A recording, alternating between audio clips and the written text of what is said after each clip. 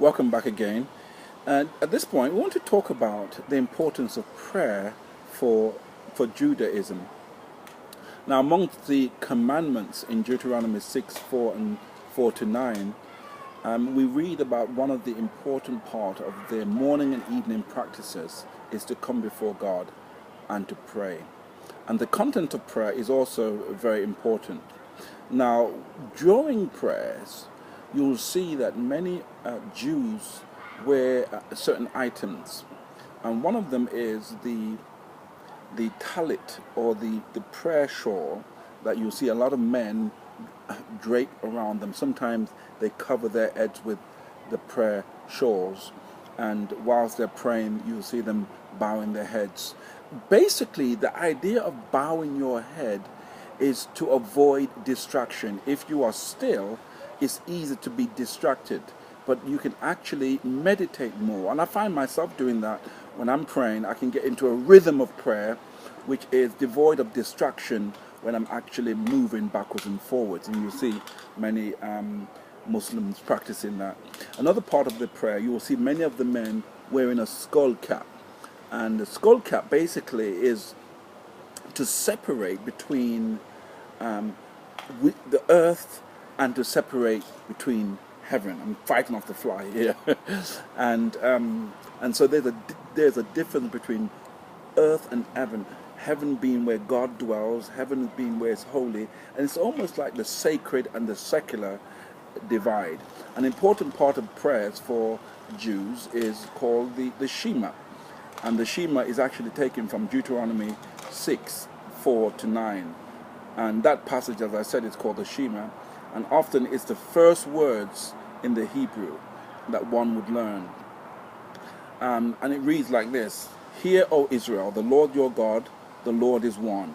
You shall love the Lord your God with all your heart, with all your soul, with all your strength. These words which I command you this day are to be kept in your heart. You shall repeat them to your children, speaking of them indoors and outdoors, morning and night.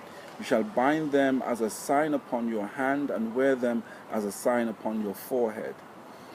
You shall write them on a doorpost of the house and on your gate. And so it's a very important part, the Shema, that you see many Muslims reciting, and that's the word that they often first, a child would hear, the first thing they will hear. And this is something that is also adopted by Islam, whereby they would use the Shahada, La ilaha illallah Muhammad Rasulullah. That would be theirs, and I'm sure Muhammad took that idea from the Shema. Another important part of prayer is the blessing, and Muslims takes blessing very seriously. Jews take care to bless all the gifts that God provides. Most blessings follow the formula that begins, Blessed art thou, O Lord our God, King of the universe, and continues with the words to begin to thank God for all his benefits and all his goodness. And Jewish prayers are both comfort and of an expression of joy and creation, and some Jews feel that God responds to prayer, others don't. But the practice of prayer is a very important discipline, as is the Sabbath, or the Shabbat, as they call it here. It runs from Friday at dawn to Saturday at dawn, and at that time, everything ceases. This is the time that God has set aside for them to meditate, to read, to focus upon God, to stop labor, and it's something that is observed very strictly indeed. And you find that Muslims close down, and even in fact while we've been here, everything has been closed down during the Sabbath time. And it's a very important part for them, and you'll find that Muslims take that aspect of their faith very seriously. Even though it occurs every week, you'll find that come Friday at 6 o'clock, the women are preparing for Sabbath, they are preparing for the Sabbath meal. Friday night, in fact, they would go to prayers, and sometimes it's Orthodox Jews would pray for a short time, maybe 30 minutes or so, and then they would go home, the women would go home and prepare for the meal, and that becomes a very important time of family ceremony. They light candles, they say prayers. It's a very devoted time that they have. So prayers is important.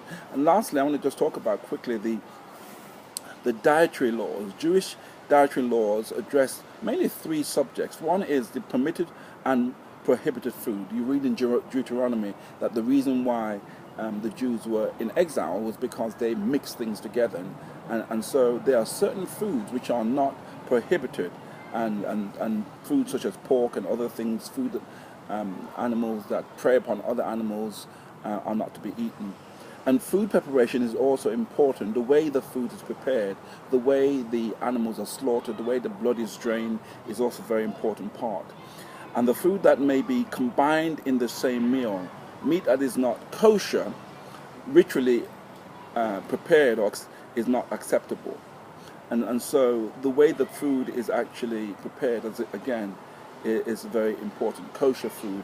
And so the kosher meat is thoroughly drained, washed and salted to remove any trace of blood. Animals must be slaughtered in such a way that they die immediately without feeling pain.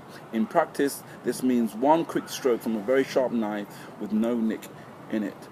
And the animals may not be stunned beforehand. The carcass is then inspected for various impairment that would disqualify it. And so the way this is done is very important. At Passover, a time of prayer, of spring cleaning during the Passover is also a very important part for the Jewish calendar. And so it's important to understand that Jews have a very important practice of prayers and of the Sabbath and of attending synagogues, which is a very important part of their discipline.